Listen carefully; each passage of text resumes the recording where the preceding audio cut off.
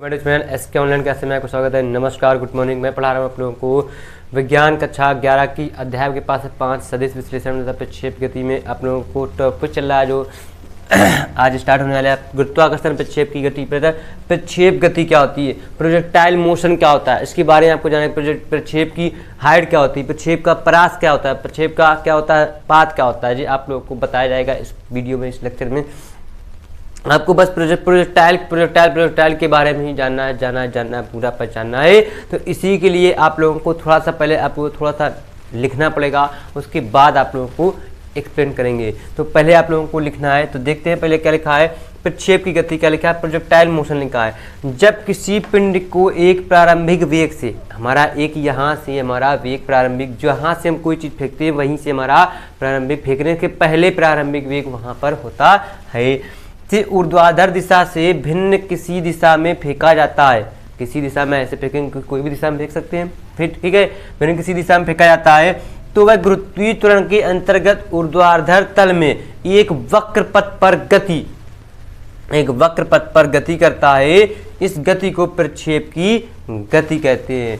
इसके पथ को क्या कहते हैं, प्रक्षेप पथ कहते हैं। मतलब प्रोजेक्टाइल मोशन है, प्रक्षेप गति क्या होती है, हमने ऐसे करके कोई चीज़ फेंकेंगे तो ऐसे, ना कि वो कितनी भी सीधी फेंके, सीधी न जाके थोड़ा सा कर्व करके, ऐसे करके थोड़ा सा कर्व वृत्ति, मतलब हमारे पास एक ऊर्ध्वाधर में एक वक्र मतलब एक चक्र के फॉर्मेट में हमारे पास ऐसे करके ऐसे जाती है, वो हमारे पास प्रोजेक्टाइल मोशन कहलाता है। समझ पाए, समझ गए होंगे। जैसे एग्जाम्पल आपको बताते हैं, बंदूक से हम लोग कोई चीज़ फेंकते हैं, बंदूक से निकली गोली या तोप से निकली गोली, छोटे गोले की जो गति होती है वो प्रक्षेप गति ही होती है, क्योंकि वो सीधे नहीं जाता है, वो ऐसे जाके ऐसे करके जाता है, सू मार के। ठीक है, समझ पाए। या आप लोग बल्ले से गेंद बॉल खेलते हैं, ऐसे करके ऐसे मारेंगे, तो जैसे ही बल्ले से मारते हैं गेंद को, तो गेंद सीधे न जाके ऐसे करके ऊपर जाके ऐसे जाती है, तब प्लेयर ऐसे कैच पकड़ता है, आप लोग देखे होंगे।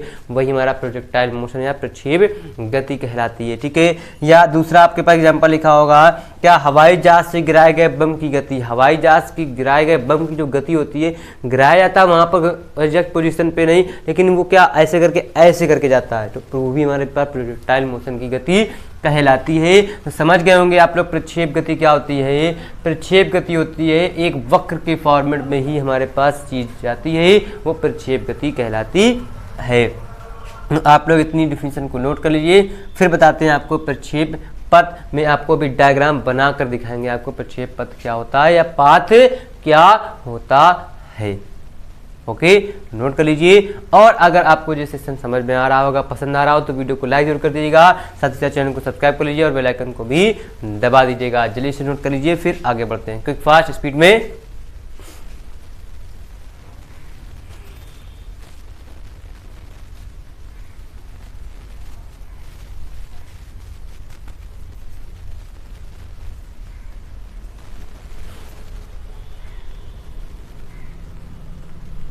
नोट कर चुके,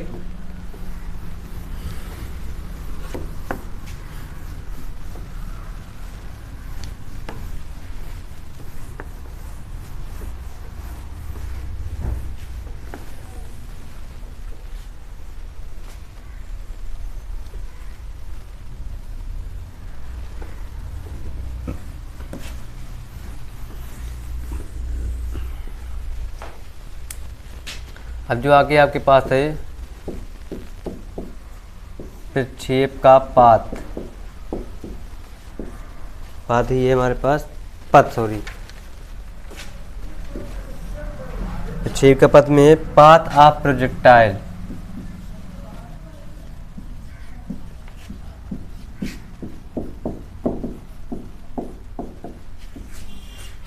पाथ ऑफ प्रोजेक्टाइल में आप लोग क्या जानेंगे, इसमें लिखेंगे माना कि किसी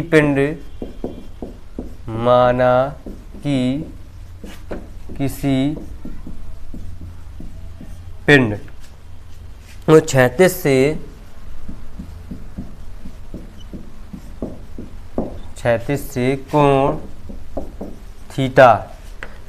कोण थीटा पर प्रारंभिक वेग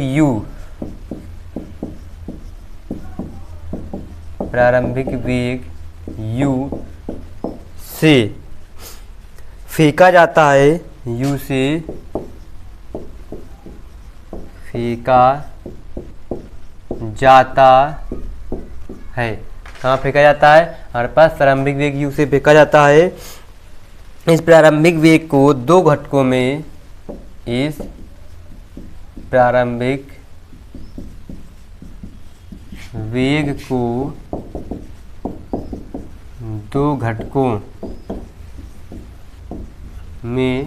घटकों में वियोजित किया जा सकता है, वियोजित किया जा सकता है।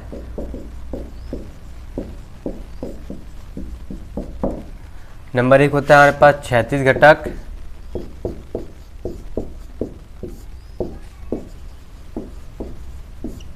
नंबर 2 होता है हमारे पास ऊर्ध्वाधर घटक। क्षैतिज घटक में होता है हमारे पास यू एक्स बराबर यू cos थीटा, और ऊर्ध्वाधर घटक में यू वाई बराबर होता है यू sin थीटा। जी आपके पास दो घटक होते हैं, इनके बारे में आप लोग जान गए, आप इसको नोट कर लीजिए। फिर आपको इस पे डायग्राम बना के दिखाते हैं आपको, जल्दी से नोट कीजिएगा क्योंकि फास्ट आपका इसको डायग्राम भी बनाना है हमको, जल्दी से नोट कीजिए।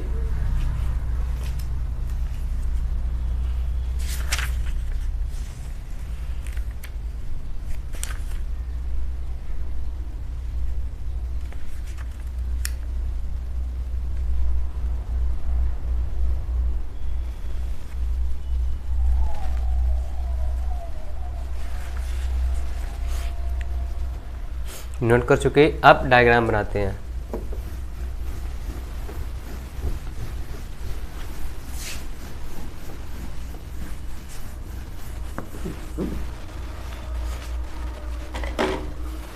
अब देखिए यहाँ पे हम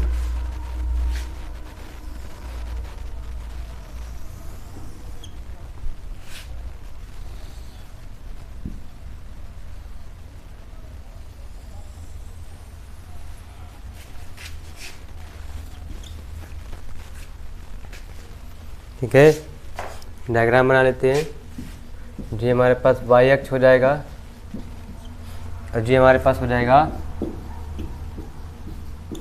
एक्स अक्ष। ठीक, जी हमारे पास ओ पॉइंट हो जाएगा, आप लोग देख सकते हैं।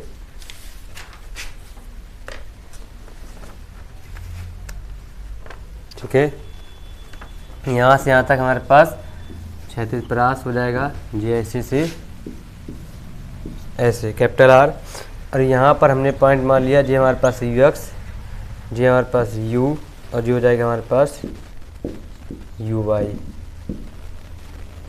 ठीक, जी हो जाएगा हमारे पास थीटा। अब यहाँ से हमने फिर से यहाँ पे चले तो जी आगे आएंगे, जी ऐसे हमने यहाँ पे बनाया, जी ऐसे यहाँ पे कर लिया, तो यहाँ से हमें एंगल मिलेगा थीटा, तो जी हो जाएगा हमारे पास वी एक्स, और जी हो जाएगा हमारे पास वी वाई। ठीक है, ऊपर वाई एक्स होता है, हमारे पास वी, तो जी यहाँ पर हमारे पास जो अधिकतम ऊंचाई पी हो जाएगा, और यहाँ से यहाँ तक जो हो जाएगी वो हमारे पास कैपिटल एच स्मॉल एच, और जी हमारे पास हो जाएगा जो पॉइंट वी वाई बराबर हो जाएगा 0। ठीक, यहाँ से ऐसे ये हो जाएगा हमारे पास वी बराबर वी एक्स। अब फिर यहाँ पे हम नीचे आएंगे डाउन कर मारते हुए, ऐसे करके आएगा, तो ये ऐसे यहाँ पे एंगल मिलेगा थीटा, यहाँ पे वी, हो जाएगा हमारे पास वी एक्स, और हो जाएगा हमारे पास वी वाई। फिर यहाँ पर आएंगे तो ऐसे, फिर नीचे आएंगे तो ऐसे करके ऐसे आएगा, तो यहाँ पे जो एंगल मिलेगा हमको जी हो जाएगा वी, जी हो जाएगा थीटा, हो जाएगा वी एक्स, जी हो जाएगा वी वाई। ठीक, तो ये ऐसे हमारे पास टर्म बनते बनते हमारे पास ऐसे एक प्रक्षेप गति का पाथ बन जाता है हमारे पास, जो ये आपके सामने लिखा हुआ है, बना हुआ है। ऐसे यहाँ से प्रारंभिक वेग 0 से हमने बंदूक की गोली चलाई, यहाँ से ऐसे करके चलाई, तो वो ऐसे सीधे न जाके ऐसे न जाके वो ऐसे करके ऐसे जाके ऐसे गिरती जाके वही हमारा प्रक्षेप पथ या प्रक्षेप की गति कहलाती है। डायग्राम आप बना लीजिए, फिर इसके आगे आप हेडिंग डालिएगा, जो आपके पास आ जाएगा प्रक्षेप का उड्डयन काल। इसी के पास आपके पास टॉपिक है अंदर प्रक्षेप का उड्डयन काल, जो आपके पास आगे इसके पढ़ना है।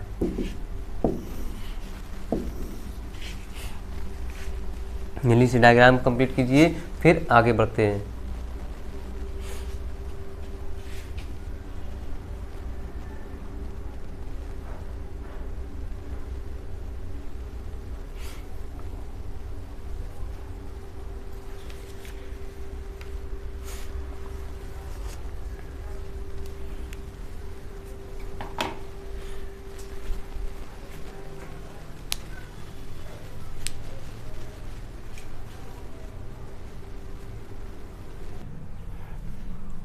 ठीक है, अब देखिए आपके पास ये डायग्राम आप लोग बना चुके होंगे। ठीक, अब इसके आगे आपके पास टॉपिक था प्रक्षेप का उड्डयन काल। उड्डयन काल में देखिए आप लोगों के पास छोटी डिफिनेशन है।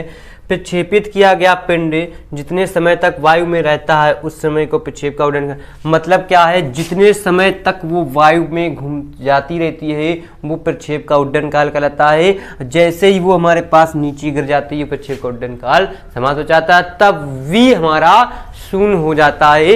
ये आपको कहने का उद्देश्य है प्रक्षेप का उड्डयन काल में। देखिए पहले क्या, माना कि पिंड को अपने उच्चतम बिंदु P तक पहुंचने में t समय लगता है। कहाँ? अपने उच्चतम बिंदु मतलब हाईएस्ट पॉइंट पर पहुंचने के बाद फिर वो नीचे आता है, तब उसको क्या t समय लगता है, उसने बताया। फिर उच्चतम बिंदु P पर पिंड का ऊर्ध्वाधर वेग क्या हो जाता है, शून्य हो जाता है। देखिए ऊर्ध्वाधर वेग हमारे पास ऊपर पहुंचने पे टॉप पर हमारा 0 हो जाता है, वो आपको बताया गया। ये डायग्राम आपका बन गया होगा, इसको हम इरेज कर देते हैं। अब इसके आगे आपको बताते हैं, इसके आगे जो प्रक्षेप का उड्डयन काल कैसे समय कैपिटल TM कैसे निकालते हैं। इसका जो इक्वेशन होती है V बराबर होता है U माइनस का GT। ठीक, तो V हमारे पास 0 हो जाता है तो बचेगा U माइनस का GT। तो जी हो जाएगा हमारे पास U बराबर क्या हो जाएगा हमारे पास GT, तो T बराबर हो जाएगा U अपन G। ठीक है, ठीक है। अब आपको हमने बताया था ऊर्ध्वाधर काल, तो U बराबर क्या होता है हमारे पास U साइन थीटा बटे G आ गया हमारे पास, समय आ गया। अब हमारे पास उड्डयन काल क्या होता है, यहाँ पर लिख लेंगे उड्डयन काल कैपिटल T बराबर हो जाता है 2T, तो कैपिटल T बराबर आ जाए 2U साइन थीटा बटे क्या हो जाएगा G होता है हमारे पास प्रक्षेप का उड्डयन काल का फार्मूला। तो कैपिटल T बराबर 2U साइन थीटा अपन G आपके पास होता है प्रक्षेप का उड्डयन काल। आप इसको नोट कर लीजिए। फिर बताते हैं आपको प्रक्षेप की ऊंचाई, फिर बचाएंगे प्रक्षेप का क्षैतिज परास, उसके बाद चैप्टर समाप्त आपका हो जाएगा। फिर आपके चालू हो जाएंगे न्यूमेरिकल, तो इसको नोट कर लीजिए। फिर आगे बढ़ते हैं, चलिए से चुटकियों में आपको इसका सोल्यूशन बताते हैं। क्विक फास्ट स्पीड में नोट कीजिएगा, जल्दी से एनर्जेटिक पोर्शन में आप लोग जल्दी से नोट कीजिए। फिर बताते हैं आपको प्रक्षेप की ऊंचाई।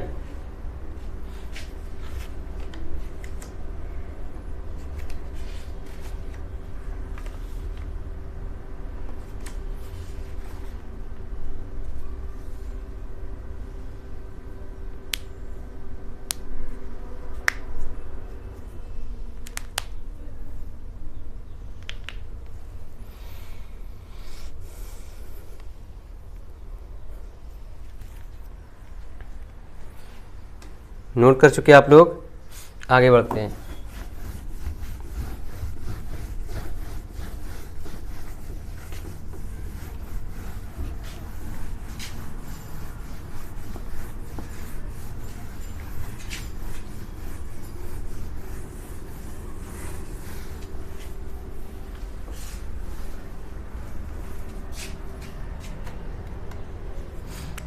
अब आपके पास है प्रक्षेप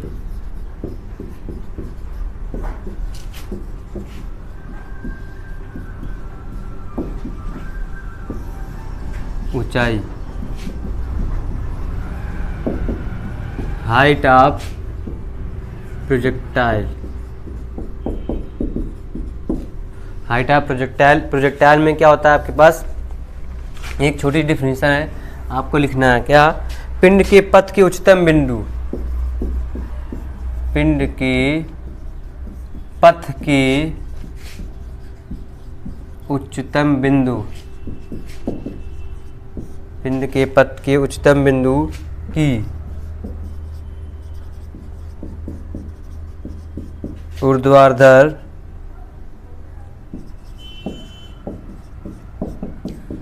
ऊंचाई को प्रक्षेप की ऊंचाई कहलाती है। ऊंचाई को प्रक्षेप की ऊंचाई कहते हैं। ठीक, लेकिन माना कि प्रक्षेप द्वारा अधिकतम ऊंचाई, माना कि प्रक्षेप द्वारा अधिकतम ऊंचाई h है। आपको डायग्राम में बीच में ऐसे करके बनाई थी, तो वहाँ पे हमारे पास h लिखी थी, आप लोग देखे होंगे डायग्राम में। आप लोग थोड़ा सा रिवर्स जाएंगे तो आपको वहाँ पर दिख जाएगी। आपने अगर नोट्स बनाई होगी तो वहाँ पर भी आप इसको देख सकते हैं। ठीक है, h है। तो गति के समीकरण से, गति की समीकरण से v स्क्वायर बराबर u स्क्वायर माइनस का हो जाएगा हमारे पास 2gh। ठीक, आप लोग जानते हैं। अब देखिए v का मान हो जाएगा 0 और u का मान हो जाएगा u साइन थीटा का होल स्क्वायर माइनस के 2gh। हो जाएंगे हमारे पास 2gh बराबर हो जाएगा u square sine square theta. हमें क्या चाहिए, h चाहिए, तो दिया जाएगा h बराबर u square sine square theta बटे 2g। ये हो जाएगी हमारे पास प्रक्षेप की अधिकतम ऊंचाई। प्रक्षेप की ऊंचाई हो जाएगी। अधिकतम ऊंचाई के लिए हमारे पास अलग से होता है, आपको यहाँ पे बताएंगे। आप इसको नोट कीजिए, फिर बताते हैं h मैक्सिमम का मान कैसे निकालेंगे। ओके, चलिए से क्विक फायर स्पीड में।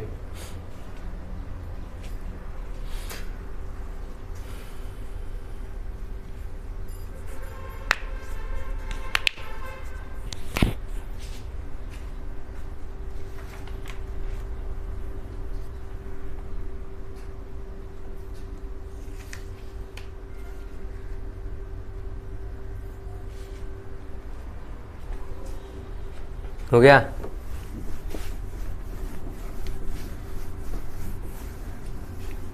अब देखिए यहाँ पर लिखेंगे प्रक्षेप की अधिकतम ऊंचाई।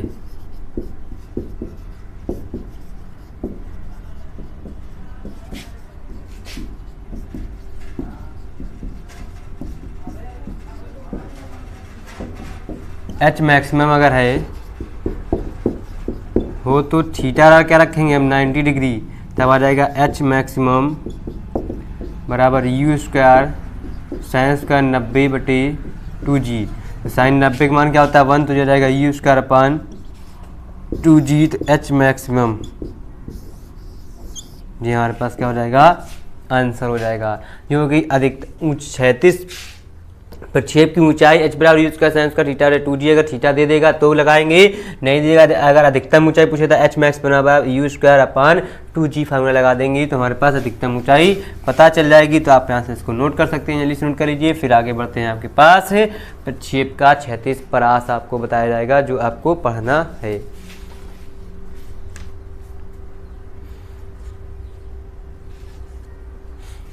हो गया, नोट कर चुके होंगे, तो आगे बढ़ते हैं।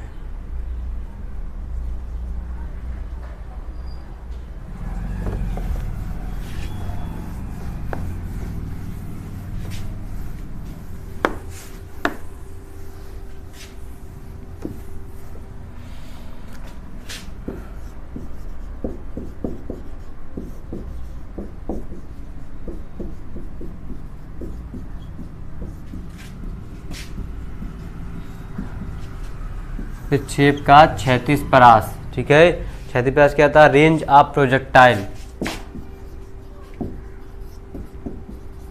Range of projectile. अब देखिए रेंज ऑफ प्रोजेक्टाइल क्षैतिज परास क्या होता है। रेंज ऑफ प्रोजेक्टाइल में होता है आपके पास अपने उड्डयन काल के दौरान, आपको थोड़ी सी डिफिनेशन लिखना है, अपने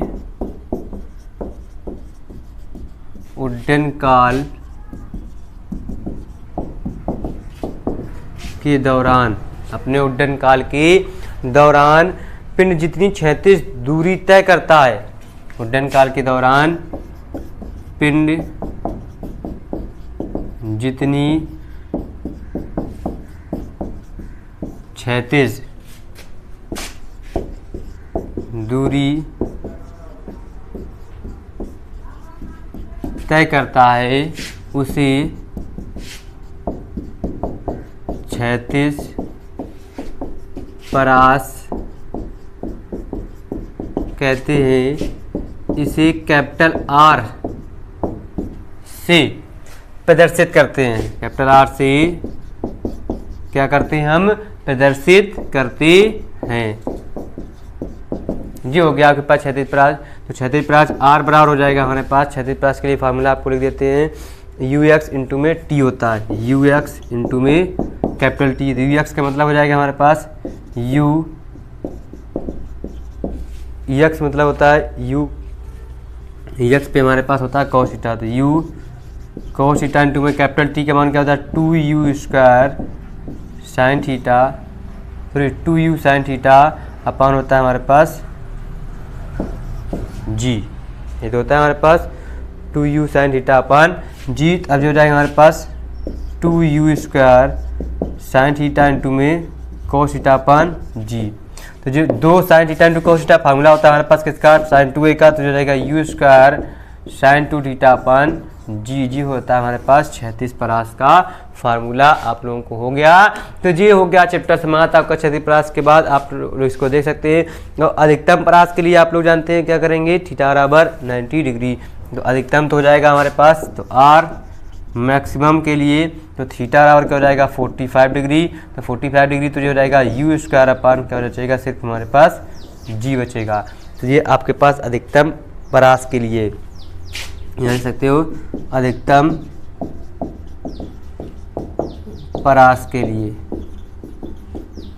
ठीक, जी आपके पास चैप्टर समाप्त हो गया। तो आज से आपको चैप्टर समाप्त, थ्योरी समाप्त। तो कल आपको बताया जाएगी, कल नेक्स्ट वीडियो में आपको बताए जाएंगे क्या न्यूमेरिकल सेक्शन आपको बताया जाएगा। तो आप न्यूमेरिकल पढ़ेंगे तो अच्छे से एंजॉय करेंगे। ठीक है, तो आज के इतना सेशन अगर पसंद आया तो वीडियो को लाइक जरूर कीजिएगा, साथ ही साथ चैनल को सब्सक्राइब कर लीजिएगा, बेल आइकन को दबा दीजिए, जिससे आपको लेटेस्ट नोटिफिकेशन वीडियो आपके मोबाइल पर पहुंच जाएगी। तो आप उसका लाभ उठा सकते हैं। कल फिर मिलेंगे। नमस्कार, बाय बाय, टाटा।